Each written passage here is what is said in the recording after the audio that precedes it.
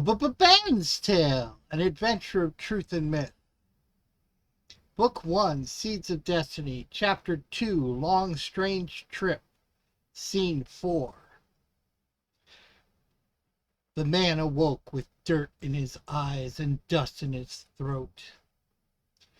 Where he lay was dimly lit by cool blue lights along the earthen walls. He was grimy and soiled, with clothes that could barely stay together. His shirt was ripped, torn, and as thin as cheesecloth. His pants were only a little better. From just above the knees down, they were ripped to shreds, with only the parts covering his thighs and midsection still intact. His face was very scruffy, sporting a 3 or 4 day growth of dark stubble peppered with flecks of white, silver, and gray. The hair upon his head was colored the same, in a mass of untamed cowlicks. Not only were they untamed, but one could imagine they were unwilling to ever be tamed. He was above average height and a bit stocky, with eyes that looked lost and worried. He heard the gentle lapping of water near his feet. He crawled to it and scooped some up with his hands and drank deeply. He washed his eyes clear and then cleaned his hands and face. He rolled up his shredded pants and sat at the edge of the water, his legs and feet luxuriously soaking in the crisp, clear liquid. After a few minutes of enjoying this simple pleasure, the man looked about him to survey his surroundings. The blue lights he had seen were actually large stones embedded within the walls of the room he was in. They were spaced about 8 feet apart. Each was placed in 1 or 2 alternating positions, either at knee or shoulder height. Though they weren't very bright, their steady glow seemed to fill the large room with a soft, ghostly radiance. The room itself was an amphitheater. It was circular, about 100 feet across. The ceiling was low and dome-like, no more than 40 feet high. At first he thought the room was built of stone, but then he realized he was deep inside an enormous opening within a cave. The water was an underground lake that took up over half of the space within the room. How he got there was a mystery to him. The last thing he remembered was... What was the last thing he remembered? He woke up dusty with shredded clothes. He felt like he had just had a long, deep sleep. No dreams, just a refreshing, energizing rest. Renewed and rejuvenated. Before that, nothing. Nothing. Why couldn't he think of anything before the last 10 minutes? He hadn't spent even 1 minute on the subject when the man heard a rustle. It was a distance away and towards the entrance of the room. Someone or something was approaching. He did not know if that was good or bad, but he couldn't do anything about it either way. There was no place he could run to and nothing he could hide behind. He could always hide beneath the water, but not for very long. He steeled himself up and waited for the arrival of friend or foe, hoping for the best, but expecting the worst. "Ah, there you are," came a voice from the dark shape approaching him. "It is good that you awake are now. I that you would not worried. You asleep had been so long. You bump upon head of yours few hours ago had.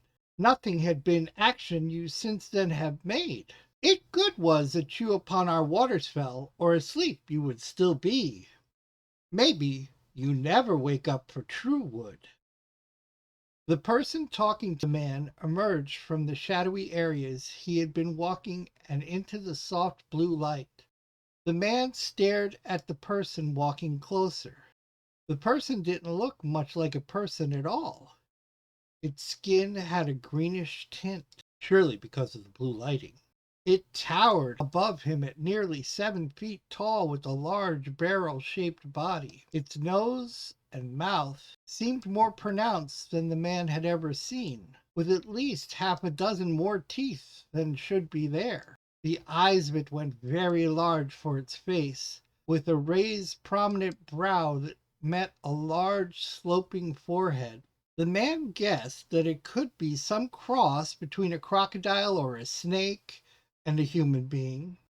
As it turned the corner and came up to the man, he saw a large, flat tail trailing behind the sheet the croco man had wrapped around itself. Its clothes were not unlike a toga, though there was a floral print on it. It was as though he had pulled a queen-size sheet off a neighboring clothesline. The man imagined that is just what it did. I went searching for something for you to wear, it said. My selections were meager, but little of everything I brought you. Frock, some leggings, blouse, some lovely shoes, all here for you are. They were women's clothes, probably taken off the same clothesline the sheet was. But something was better than nothing, and he was wearing next to nothing right now. Thank you, sir, stammered the man. I should be able to make something nice out of these. The creature beamed with pride at his gift.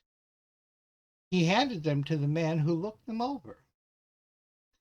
The man had some ideas about how to make them serviceable, but he decided to ask his host first. Do you mind if I alter these clothes so they are more my style? Asked the man. Not at all, said the creature. They are yours to do with as will you. The man took the frock, a yellow floral print dress, and tore it both up the front and back, leaving about 2 feet at the top.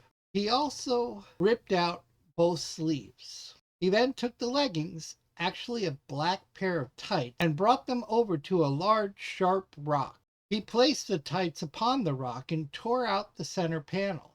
He used the rock to strip the tights top off at about thigh height. There really wasn't much he could do about the blouse. Fortunately, it was a solid color, blue, and it was long enough that it could cover the entire top half of the dress. It was a simple style with long sleeves made out of stretchy fabric. No darts, no buttons, and no frilly puffy sleeves. One thing he could say about the croco man, it had color sense. Or the lady he stole the clothes from did. Everything seemed to match. They thankfully were also all the right size. The man took off his shredded clothes and grabbed the altered dress, though it didn't look too much like a dress anymore. He slid it over his head and put his arms through the makeshift shoulder straps. He went through his old clothes and pulled out his boxers. His soaking in the water had cleaned out the dust and dirt that had gathered in the nooks and crannies of the shorts. He took them out and put them on. He took both of his new thigh-high socks, formerly known as tights, and slid them up each foot to the ankle. He then gathered up the right side of the front panel of the dress and tucked it behind his calf and into the sock. Then he took the right side back panel and wrapped it around and around his leg, snugged it against his ankle, and tucked it into the sock. He slowly rolled the sock up. He kept holding the wrapped dress to keep it in place as he rolled the sock to just above his calf. The remainder of the sock he let drape down to his ankle. He then did the same to the left side of the dress and stocking. Lastly, he slipped the blouse over the top of the dress and rolled up the sleeves to just past his elbow. The look was that of a pirate. All he was missing was a sword, a hat, and a pair of pistols tucked away in his belt. The effect was dampened a mite by the cute lemon yellow pants with sweet little blue print flower. Not quite a manly girl and not quite a girly man. He reminded himself that he was just making do with what was at hand. Thank you again for the clothes, said the man. May I ask you what your name is? Jacques, my name is, said the creature. Though it many, many years since someone asked it has. What is yours? Well, Jacques, I would be happy to tell you, but I don't remember my name. In fact, I don't remember much of anything from before I woke up. Oh, this I was afraid of, said Jacques. Near death you were when I found you in our waters, I did. We Nagas guard and protect these special mystic waters. That is why I heard you when falling them you did. What exactly is a Nagas? Nagas spiritual, intellectual creatures are. Naga's sworn duty is to watch over healing waters throughout world. You looked like your old clothes when found you in these waters I did. These waters quickly healed and knitted your body. Your flesh now is like newborn baby. Your mind longer to heal it takes. It scrambled is. I give you something special to help it, I will. Thank you so much for all your help, Jacques, said the man. I hope I haven't hurt or spoiled your home. Not to worry, said Jacques. When you this place leave, path you take nor more will be. How you came in already gone is. Now, said Jacques, everyone name must have. You must name get. Hmm. You from sky fell to underground. Just like Lucifer. You I will Lu call. Lucifer? Isn't that the devil? I don't want to be named after Satan, you know like. Well, somno is sleep. You from deep sleep woke. How about Sam, huh? Said the man. Now that I can use. Hopefully I will remember my own name soon. You tonight must eat, must sleep, said Jacques. Tomorrow on your way I will see. Jacques waded out into the lake and stood perfectly still. Before a minute went by, he stabbed his hands into the water and came up with two large trout, which he tossed onto the shore. After two more quick stabs, there were six fish on shore. He came back on land, used his pointed fingernails to cut the heads and tails off the fish, and jabbed them all onto a long stick. He pulled two of the blue stones out of the wall and pushed them together. In just a few seconds, both stones were glowing a bright red. Jacques placed the stick with the fish on it over the stones, twisting it from side to side. When the fish were evenly cooked, Jacques brought them over for Sam to eat. Sam couldn't believe all those fish were meant for him. But after his first few bites, he realized how famished he really was. He'd already eaten two of the fish when he remembered Jacques was standing above him. He offered to share his meal with Jacques, but was refused. "What don't my food cook like? I will be happy to with you sit." They sat together for another hour, talking about the cavern and the journey out tomorrow. After he finished the sixth fish, Sam was in a sleepy disposition. He rolled his old clothes into a ball and placed his head upon them. As he drifted off to sleep, Sam felt a cool, light fabric land on him. He opened his eyes and saw the matching fitted sheet to Jacques' toga. He struggled under it and drifted off to sleep. Hello, all, and welcome to Ben's Tale, Book 1, Seeds of Destiny, Chapter 2, Long Strange Trip 4. This week, this week's art is by Summer Tree Song Breeze. Introducing fan favorite Jacques. So, David, where have you been for the last 3 months? I am so very sorry to have abandoned you all. Sometimes the best laid plans do not always go as we want. Many life things got in the way. The main reason why I've been away, I've had difficulty trying to voice Jacques. My original voice for him, some might say, sounds derivative.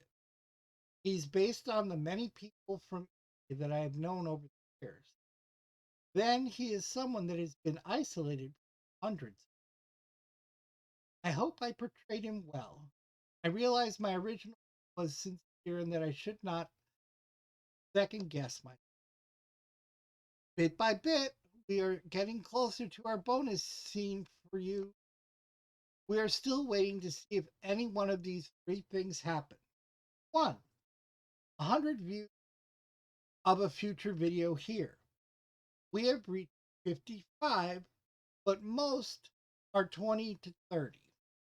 2, 50 subscribers. If just the fans from Facebook subscribed, we would be there. Right now, we are up to 3, 5 Patreon. 3, 5 patrons on Patreon. Right now, we have all of 0.